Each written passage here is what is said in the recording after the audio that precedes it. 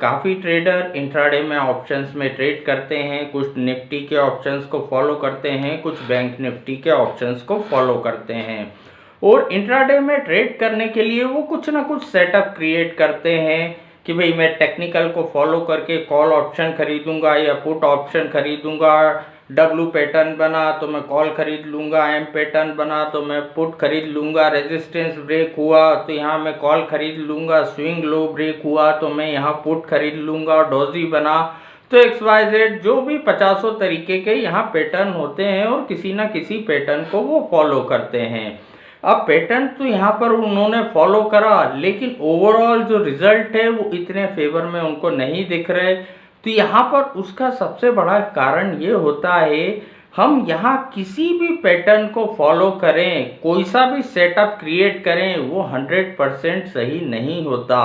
यहाँ वो सिर्फ अपने आप में एक प्रोबेबिलिटी होता है। जो भी हम पैटर्न फॉलो करते हैं, कुछ 50% एक्यूरेसी देता है, कुछ 60, कुछ 70% की एक्यूरेसी यहाँ देता है। 100% की एक्यूरेसी कोई पैटर्न यहाँ देता नहीं है। अब पैटर्न मान लो मैंने पैटर्न क्रिएट करा और मैंने डिसाइड करा है कि भाई रेजिस्टेंस लेवल या स्विंग हाई ब्रेक होगा तो उसके बाद मैं कॉल ऑप्शन को बाय कर लूँगा। लेकिन यहाँ पर कई बार ऐसा होता है, फॉल्स ब्रेकआउट भी होते हैं। 50 बार यहाँ फॉल्स ब्रेकआउट होते हैं कि भाई रेजिस्टेंस लेवल ब्रेक करा, ब्रेक करने के बाद वो थोड़ा सा ऊपर गया और उसके बाद वापस से एक बड़ी गिरावट उसमें आ गई, या सपोर्ट लेवल ब्रेक करा, उससे थोड़ा सा नीचे गया और वापस से वहाँ से एक बड़ी तेजी आ गई। मतलब यहाँ कहीं ना कहीं एक फॉल्स ब्रेकआउट हो गया। अब यहाँ ब्रेकआउट देख के मान लो रेजिस्टेंस ब्रेक करा, ब्रेकआउट हुआ, मैंने कॉल ऑप्शन को बाय कर लिया और वो फॉल्स ब्रेकआउट था। उसके बाद वो मार्केट नीचे की तरफ आ गया। अगर मैंने स्टॉप लॉस लगा रखा है तो मेरा स्टॉप लॉस हिट हो जाएगा, और अगर स्टॉप लॉस नहीं लगा रखा तो काफ़ी बड़े एक लॉस की भी यहाँ संभावना है। तो यहाँ पर फॉल्स ब्रेकआउट हुआ, मुझे लॉस लग गया। फिर नेक्स्ट टाइम मैंने फिर ट्रेड डाला, फिर वो बाय चांस अगर वो भी फॉल्स ब्रेकआउट होता तो फिर हो सकता है फिर मुझे बड़ा लॉस लग जाता। अगर मेरा स्टॉप लॉस था तो यहाँ पर छोटे से लॉस में मैं बाहर हो जाता, नहीं होता तो एक बड़ा लॉस लग जाता। इन्हें 2 कंटिन्यू फॉल्स ब्रेकआउट आए, फिर थर्ड टाइम कुछ ना कुछ ब्रेकआउट या ब्रेकडाउन हुआ। तो यहाँ पर मेरे सोचने में कहीं ना कहीं आता है कि भाई ये फॉल्स ब्रेकआउट नहीं हो या फॉल्स ब्रेकडाउन नहीं हो, मैं लूँ नहीं लूँ, थोड़ी देर देख लेता हूँ। और वो ट्रेड मैंने अवॉइड करा और उसी ट्रेड में यहाँ पर काफ़ी बड़ा मुझे रिवॉर्ड मिल सकता था जिस ट्रेड को मैंने ड्रॉप कर लिया। उसका रीज़न क्या है, जो 2 फॉल्स ब्रेकआउट हुए थे उसमें मैंने काफ़ी अच्छी कैपिटल को लॉस कर दिया। तो तीसरे ट्रेड में मुझे डर लगने लगा, तीसरा ट्रेड मैंने यहाँ अटेम्प्ट भी नहीं करा। तो अब यहाँ पर ये रीज़न होता है कि भाई फॉल्स ब्रेकआउट भी इस मार्केट में होते हैं। उसकी वजह से यहाँ पर अगर हम कंटिन्यू किसी भी सेटअप को फॉलो करते हैं तो यहाँ पर उस फॉल्स ब्रेकआउट की वजह से हमको पैसा लग सकता है। तो अब भाई इसका सॉल्यूशन क्या है, तो यहाँ पर फॉल्स ब्रेकआउट होते हैं, हमको कैपिटल लॉस लग जाता है, तो कहीं ना कहीं हमारा जो कॉन्फिडेंस का लेवल है वो नीचे की तरफ जाता रहता है, कॉन्फिडेंस हमारा इस मार्केट में कम होता जाता है। तो अब यहाँ पर पैसा कमाने से ज़्यादा ज़रूरी होता है एक सबसे पहला कि भाई कॉन्फिडेंस बिल्टअप हो कि यहाँ अगर मैं कंटिन्यू ट्रेड करूँ, चाहे वो फॉल्स ब्रेकआउट हो या सही ब्रेकआउट हो, तो ओवरऑल रिजल्ट मेरे फेवर में रहेगा या नहीं रहेगा।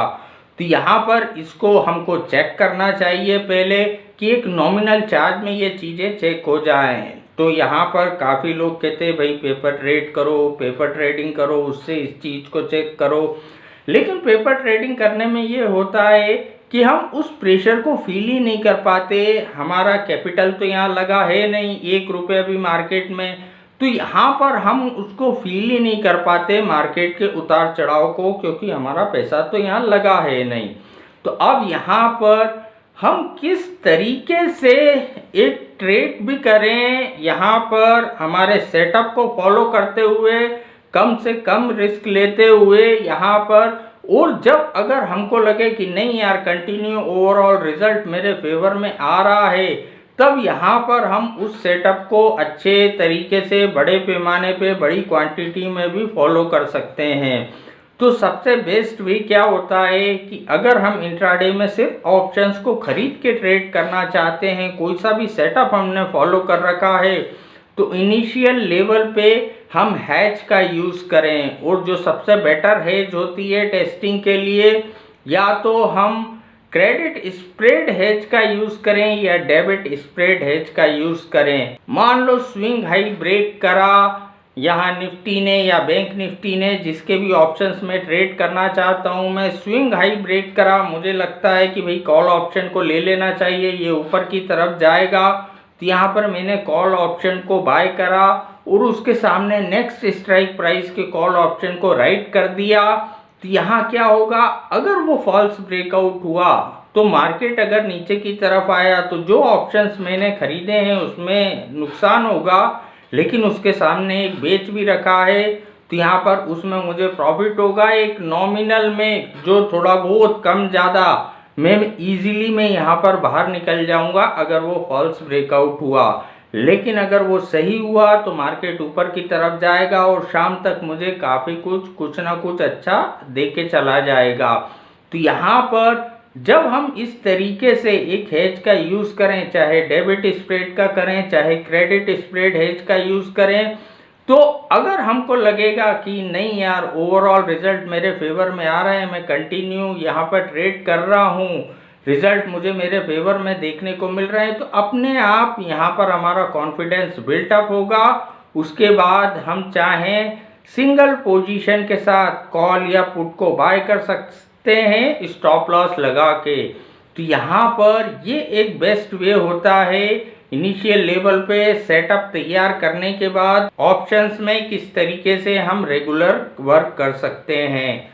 तो यहाँ पर सबसे सही पहले सेटअप क्रिएट करें, सेटअप क्रिएट करने के बाद स्प्रेड कॉम्बिनेशन का यूज़ करें और उसको एक चेक करें यहाँ एक्चुअल पैसा हमारा लगेगा या मिलेगा, लेकिन जो भी होगा वो नॉमिनल होगा।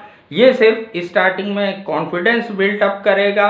जब एक कॉन्फिडेंस बिल्टअप हो जाएगा कि भाई ठीक है, यहाँ पर अगर 2 फॉल्स ब्रेकआउट में भी मेरा ट्रेड हो जाता है और तीसरा सही भी हो जाता है, तो फॉल्स में जो गया है वो नॉमिनल गया है, लेकिन जो सही ब्रेकआउट में आया है वो काफ़ी बड़ा आ गया है, तो यहाँ पर ओवरऑल रिजल्ट मेरे फेवर में आ रहे हैं। तो जब एक कॉन्फिडेंस बिल्टअप हो जाएगा तो जब भी हम सिंगल पोजीशन में ट्रेड करेंगे तो हमारे अगर 1-2 स्टॉप लॉस भी जाते हैं तो हमको पता रहेगा कि नहीं ठीक है 1-2 जाते हैं, इसके बाद एक आध ट्रेड बड़ा प्रॉफिट का हमको मिल जाएगा, तो ये सारे लॉस भी रिकवर कर देगा और हमको कहीं ना कहीं प्रॉफिट में भी खड़ा कर देगा।